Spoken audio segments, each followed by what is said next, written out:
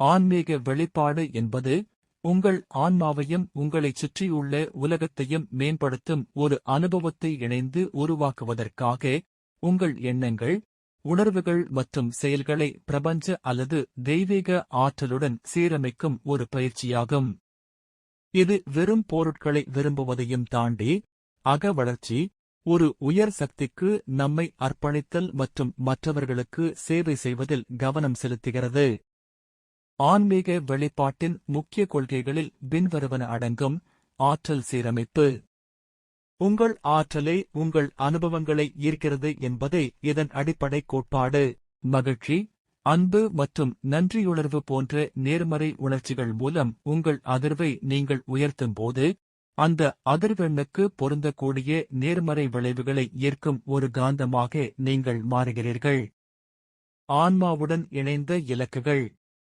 எனக்கு என்ன வேண்டும் என்பதில் மட்டும் கவனம் செலுத்துவதற்கு பதிலாக, என் ஆன்மாவுக்கு உண்மையில் என்ன தேவை என்று கேட்க ஆன்மீக வெளிப்பாடு ஊக்குவிக்கிறது.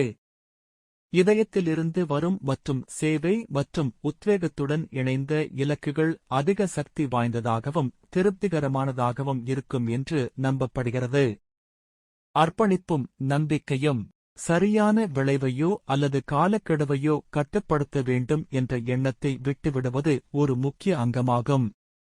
உங்கள் நோக்கங்களை பிரபஞ்சத்தின் அல்லது கடவுளின் கைகளில் ஒப்படைத்து, சிறந்த சாத்தியமான விளைவு தெய்வீக நேரத்தில் வெளிப்படும் என்று நீங்கள் நம்புகிறீர்கள்.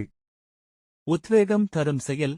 ஆன்மீக வெளிப்பாடு என்பது செயலற்றது அல்ல, இது கட்டாயப்படுத்தப்பட்ட அல்லது மன அழுத்தத்தை ஏற்படுத்தும் செயல்களுக்கு பதிலாக இயல்பான, மகிழ்ச்சியான மற்றும் உங்கள் உள்ளுணர்வால் வழிநடத்தப்படும் செயல்களை செய்வதை உள்ளடக்கியது. நனவான விழிப்புணர்வு.